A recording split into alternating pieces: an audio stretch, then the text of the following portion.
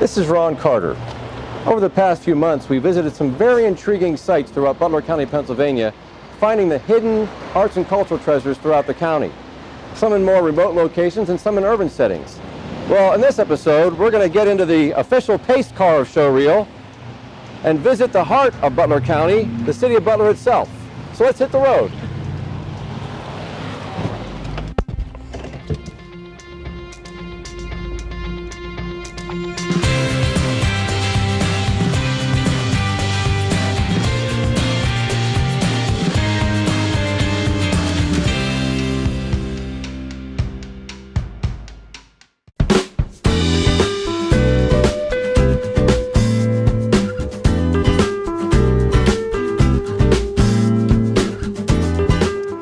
The Paint and Sip Studio is a relatively new but growing cultural phenomenon. It's where you just come in, enjoy a casual glass of wine, and learn the basics of how to paint from a certified instructor. It's very popular on the east and west coasts, but if you don't want to go that far, I encourage you to visit Brushes and Barstools right on Main Street in Butler.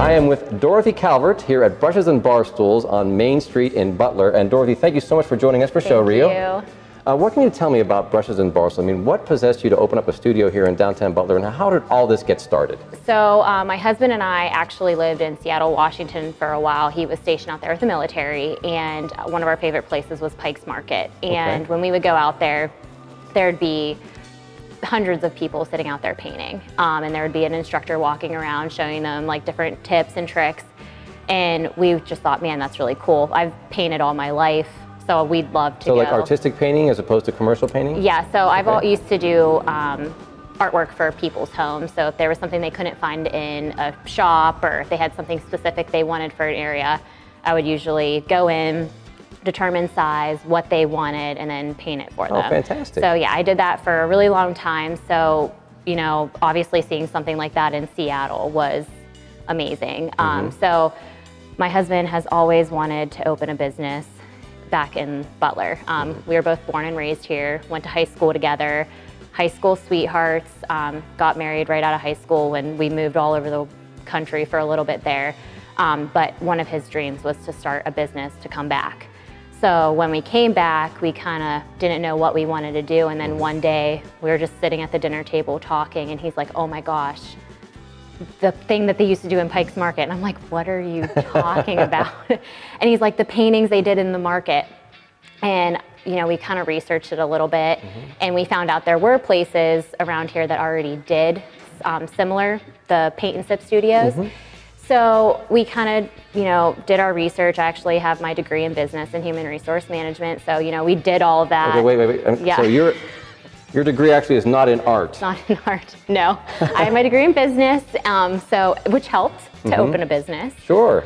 So we, you know, did all of our research, got some ideas, and we actually tried a franchise, and we're actually shut down. They, you know, politely said no.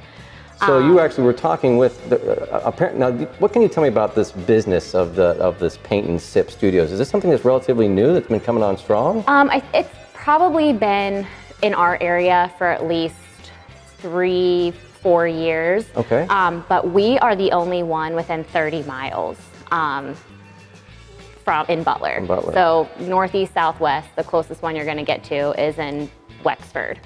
So when you first thought of this idea to create a Paint and Sip studio in Butler, you went to other organizations that already had franchises of this type of business. Yes. And what was the result of that?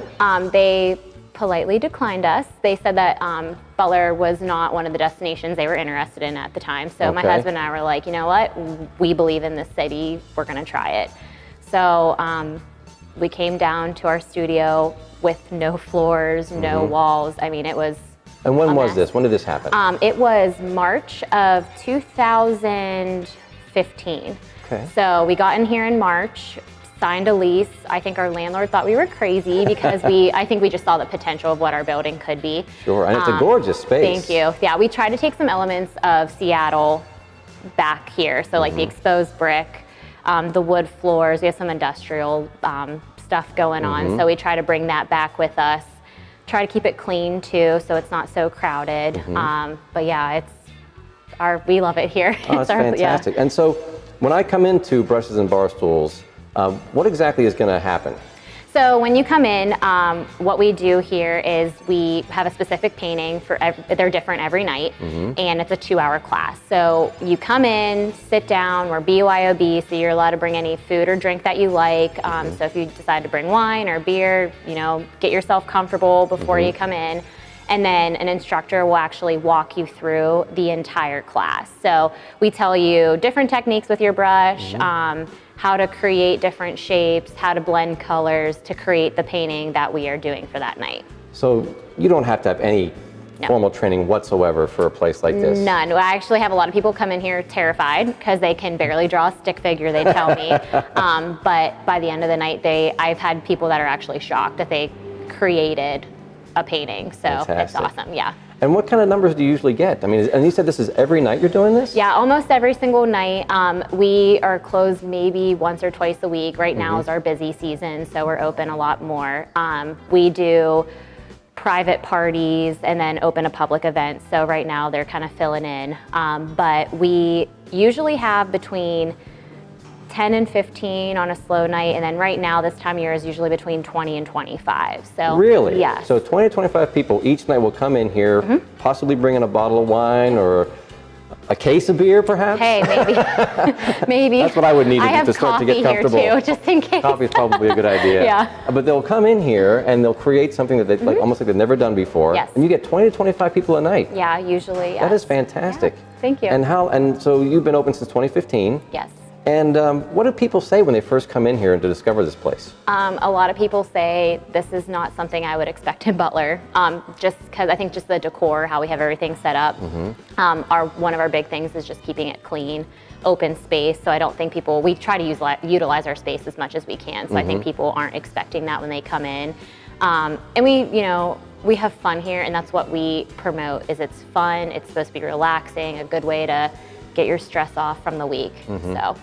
And you mentioned earlier that you did a lot of research about this particular industry. Yes. So what do you know about the industry as far as its growth or where it's gone over the course of several years? So it's continually growing. The biggest thing that we are trying to keep up with is change, obviously, in the industry. So maybe we're not doing canvases every night.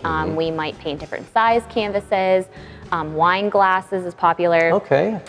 For Christmas season, we're actually planning on doing an ornament where you can come in and do a set of ornaments that you can paint yourself. Fantastic. Wood signs. So our biggest challenge is just trying to stay one step ahead of everyone and trying to figure out what people want to paint. So, a lot of people like decor for their homes, seasonal things. So that's what we're trying to stay ahead of. So not only are you providing really a very intriguing and interesting service, you're also discovering along the way what people want and what they want to do with their creativity. Right, yeah, and it's been very rewarding and very not what we expected the outcome we had. One of my favorite stories here is actually a group of people came in and their mother has Alzheimer's. And they called, let us know. They said if she ends up having an episode, would it be okay if we just got up and left with her? And I was like, absolutely, but it'll be fine, don't worry, just kind of was reassuring her. And by the end of the night, she was remembering her kids' names.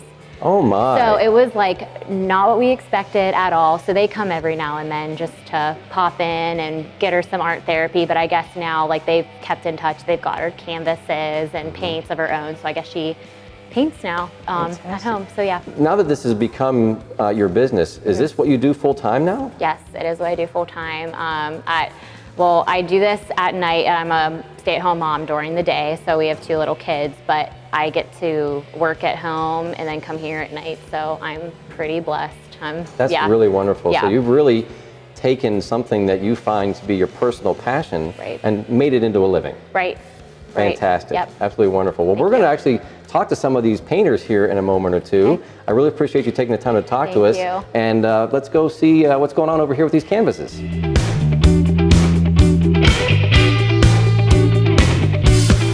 And how are you, sir? I am doing just fine. You are one of the advanced students, I understand, because you're already onto the sun.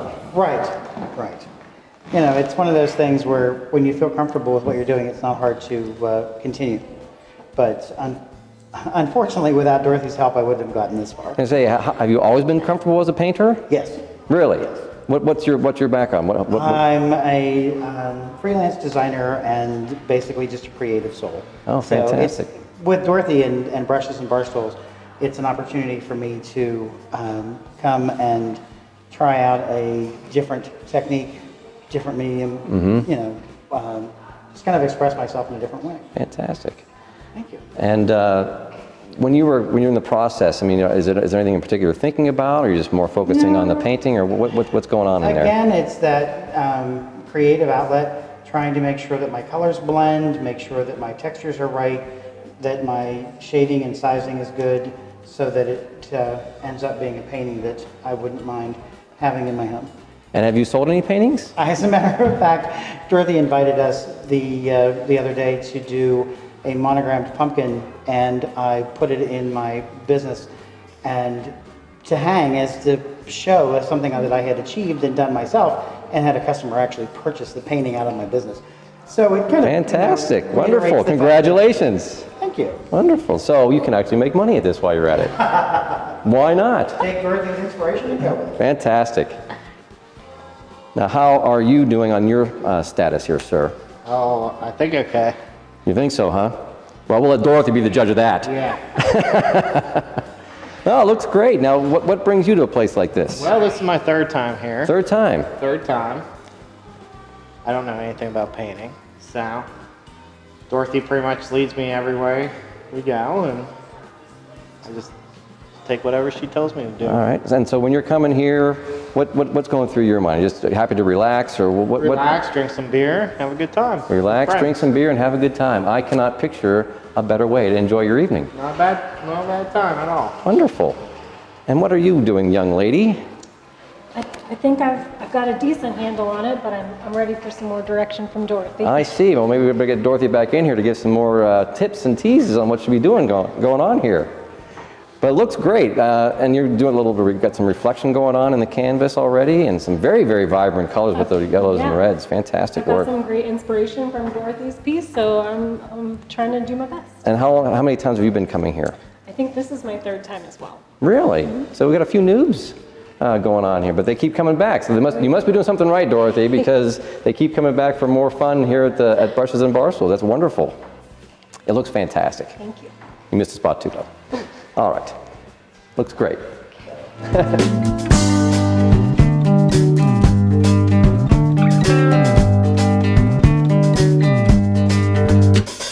Dorothy, this has been a wonderful story and a great journey that you've shared with us, which I really appreciate. But what other events might take place here? So one of our most popular things that we do here is bachelorette parties. Bachelorette parties? Yes. All right. Yeah, people come here and kind of start their night off, come do a painting together, and then they usually go out to dinner, drinks And what later. sort of things would they paint by chance? Nothing bad. Okay. One of our most popular things that we do here, it's a beautiful tree with the initials in it. So, you know, you could add you and your sweetheart's initials, or like if moms come in, they usually do them themselves and their kids or their husbands. So it's a nice neutral painting that anybody can do. But we pretty much let the bride or whoever's throwing the private party pick whatever painting they'd want to do to their liking. Great. So, yeah. Well, it sounds fantastic. Now, I understand there's this thing out there called the internet. And I imagine that you probably have some type of a presence on there. We do. You can follow us on Facebook, actually. It's Butler's Brushes and Barstools. We're close to almost 5,000 followers right now on there, and we always post our events upcoming, what we're doing here. And then we also have a website. It's www.brushesandbarstools.com. And that has all of our events scheduled out for the year. It has our information about private parties, how to get a hold of us, and pretty much anything that you would need. That is absolutely fantastic. And if I were to come to Brushes and Barstools, I encourage everyone to do so. You don't even need to bring your own wine opener or your own brushes. They supply it all right here. And we're so happy that Brushes and Barstools is on Main Street. Once again, thank you for joining us on Showreel. Thank you.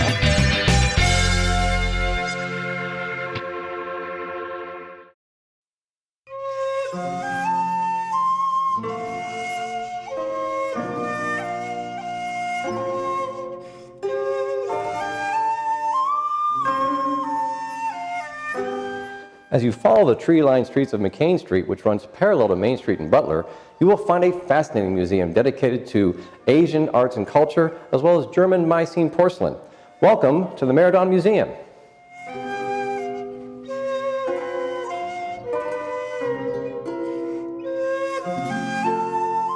I am with Roxanne Boozer, the Executive Director here at the Marathon Museum in Butler. Roxanne, this is such a beautiful museum, and I can't believe it's right here in downtown Butler. So how did all this come together? Our founder was Mary Holton Phillips, and she grew up and lived here in Butler. And she amassed this collection over about a 40-year period. And as she got older, she was known to have a great sense of humor, and she used to say that you never see a U-Haul following a hearse. So she decided she needed to do something. She and her husband never had any children. So she started talking about putting together a museum. And indeed, in 2001, out of her home, the museum became incorporated, and they started remodeling this space here. This used to be a light store and a car dealership. Oh, really? Yes. And so they ended up modifying everything for the needs of the museum. And they went through what was museum quality and what wasn't. And we have what you have here today. Fantastic. And so the museum opened at what time? May of 2004. May of 2004. Yes. So about 13 years it's been in operation. Yes. Now, are you still finding that people don't even realize that it's here? Yes, unfortunately, we still get that. And when people do come in, they're amazed that it's here. Why is this in Butler? This is such a beautiful museum. It should be in Pittsburgh or Cleveland or Chicago or even New York. We hear comments like that all of the time. But Mary was a big philanthropist in the area. She gave to many nonprofit organizations. And it was important to her that it be here. And honestly, this is unique. The museum itself, like not only the fact you have all this Oriental art and culture, but there's also the German, yes, which is what is Meissen porcelain. The Meissen porcelain. Yes. There's really nothing like this, not in Pittsburgh or anywhere else. Not coupled together like this, no. Very interesting. Yes. So we're going to take a look around and look at some of these pieces, but one of the first things you see as you walk in the door is this gorgeous statue. What can you tell me about this? It looks fantastic. Sure. This is Guanyin. She is the goddess of mercy, and the Chinese would pray to her to have a son and to marry well. And I liken her into like the Catholic religion, where people might ask Mary for a favor. You know, if God shuts a door, Mary opens the window. Okay. That's kind of Guanyin's role in my view. And here you can also see the tusks of the phoenix bird with the peonies on her side, which is the Chinese flower. And what is this carved from? Ivory. And wow, this is all ivory. Yes, it is. Many, many pieces held together with pins. With pins? Yes, metal pins. That's amazing. It is. It's very beautiful. So we're going to actually talk with some of your docents and see other particular pieces in the museum, and then we'll come back and wrap things up. Wonderful. Thank you. Wonderful.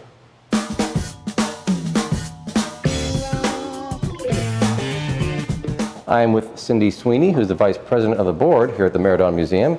And Cindy, I understand you're going to show us some of the first pieces of artwork that you see as you come into the museum, and there's a reason for that. Absolutely. The first two pieces are our rose quartz voodoo dogs, which you can see, and they're placed here because they're guarding the museum from all the negativity. And they're a pair, the yin and the yang, so to speak, so you have harmony and completeness. Fantastic. So they always go together, and of course we'll start with the yang. All right. And I want you to look at him carefully. His mouth is open, as is hers, and that's to take the negativity out. They actually breathe it in so it can't enter the museum. And if you look at the eyes, the teeth, the claws, they are going to guard anything from hurting this beautiful museum. And this is our female one. She is the yin. And you can see her paw is on the little puppy. She's the nurturer. Okay. She really nurtures the inside of the home. She keeps any negativity for growing. If you have children, you might know that they would get into little tips. Yeah. She will stop that. She will stop anyone from crushing her children's dreams. She is compassion and support. So together, the yin and the yang, they have emotional balance in the home. And the carving is so intricate. Yes, these are from the early 20th century. Now, can you imagine an artist getting a huge block of quartz, And they've been mined all over the world. As a matter of fact, as far back as 7000 BC, you would have found them in Mesopotamia, in Egyptian artifacts, Roman artifacts. But could you imagine finding a block of this and envisioning to carve something that's, 16 by 18 inches? It is truly amazing. It's a fabulous, fabulous.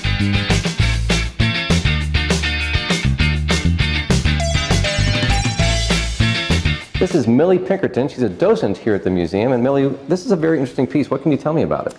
Well, this piece is called Budai. A Budai was a real person, and he lived in China in the 7th or 8th century. He was a Zen Buddhist master, and he was a very happy person. And every Budai I've ever seen has a smile on his face. He has always prayer beads. And this particular one has children, and this little bag here is a bag of wind. A bag of wind. A bag of wind, because Budai was a teller of great stories. Oh, wow, okay.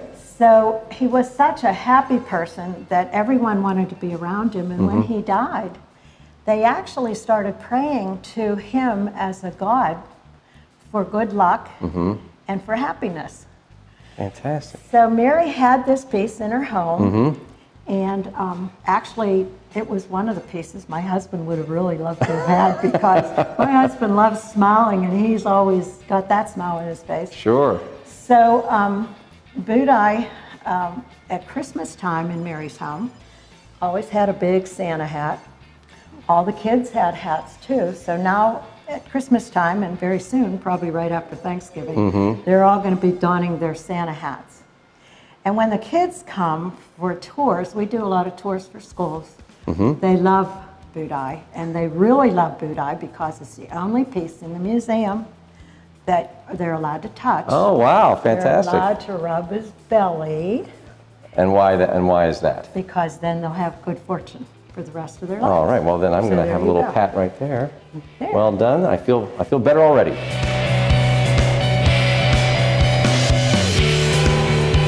This is an amazing display. Everything here is so real. It came down from hundreds of years. Now the whole museum is features so many beautiful things, and all of them came to being because of the scholar artist. Scholar artist. Okay. Or the artist scholar, Okay. whichever you want to say. But at any rate, this is where he sits. He sits in a chair that has a back that comes in, does not allow for relaxed artistry. That's so he can be so proud of his scholar's hump, which is caused by not being able to bend over. do anything except bend over and do your work. Fantastic. Yes, and he has his scroll in front of him. He has all these beautiful jade pieces, porcelain pieces. Everything is, well, it's semi-precious and precious. But it's all significant. Everything has a purpose, and even the things that are here that are tools are also pieces of artwork. Is that right? Absolutely, you have got that right. There is his ink. That's from the 1700s. I don't know how they got it, but it's certifiably from the 1700s. The jade, spinach jade there, dark green, beautiful carved, that is from the 1700s, and it has brushes with jade handles. Oh my goodness. I mean, and ivory handles, as you can see. And there's a horsehair. Wow. There's a horsehair, kind of a tail-like. Sure. That's for the flies. So whisk away the flies so that you don't have to be bothered in the hot summers in China. Okay. And there also is a windscreen up there All right. that has a dragon look to it. Yes, it certainly does. That's nature. That is something from nature that they found that has all the trappings of looking like a fierce dragon, and that is set to the north of the scholar artist because, well, you wouldn't want the vapors from Mongolia to the north, coming down and disturbing your motivations and your inspirations. Of course, you would not want those vapors to come in from out of Mongolia. Fantastic. No. So really what's important about this particular display is that everything throughout the rest of the museum has kind of sprung from these artist scholars. Actually, that's the only reason we have anything to show you in this museum, is because of the work of the artist scholar. Fantastic. Wonderful. Thank you so much. You're welcome.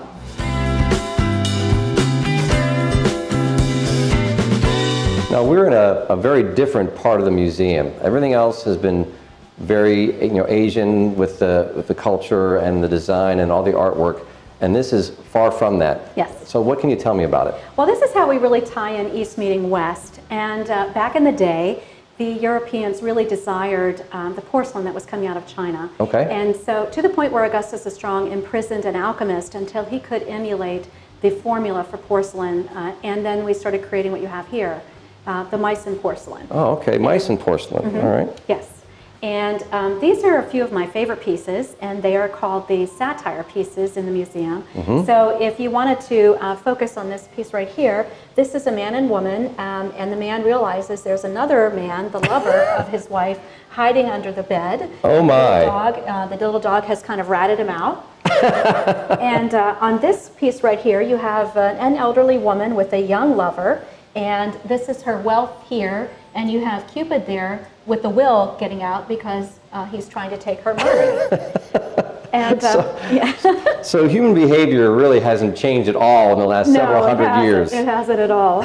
So, and the last piece of the satire that I really love is you have a card game going on here with a father and a husband and wife, and you see an attorney come in and a woman with a baby claiming that that is his child. Of course, the wife is mortified and the father is laughing. Oh my goodness. So yes, these are some fun pieces here. So even back in these days, not only did we have terrible habits and behave terribly back in those days, we even had people making artwork about it. Yes, absolutely. Well, that is truly amazing. Yes. Wonderful. And so the rest of these pieces, though, are really sprung from the Asian influence and just grew into the German and European styles from porcelain. Correct. Wonderful. Yes. All these beautiful colors were added. Fantastic. Roxanne, this has been a fascinating tour. I mean, these pieces are absolutely beautiful, but also your docents, just wonderful. Are they volunteers? Yes, they're volunteers, and they were many of them were personal friends of Mary's.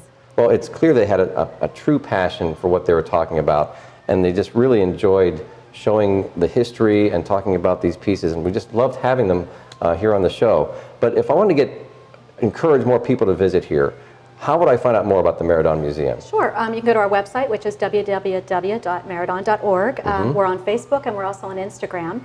And we welcome a lot of visitors here, and our hours are Wednesday through Saturdays, 11 to 4. And if you wanted a docent-guided tour, just give us a call, and we'll try and schedule that for you. So you can actually do it by appointment? Yes. Fantastic. Well, this is an absolutely wonderful place. Come back and visit us here at the Meridon Museum in Butler.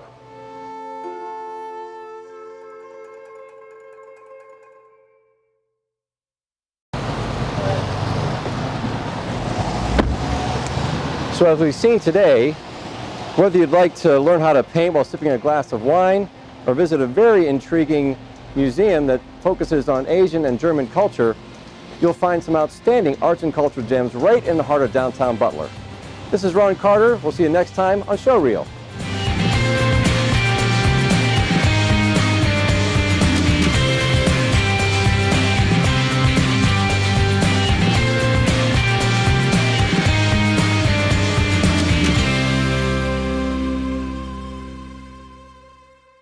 If you would like to find out more about arts and culture in Butler County, PA, be sure to visit the online calendar on the website of the Butler County Tourism and Convention Bureau.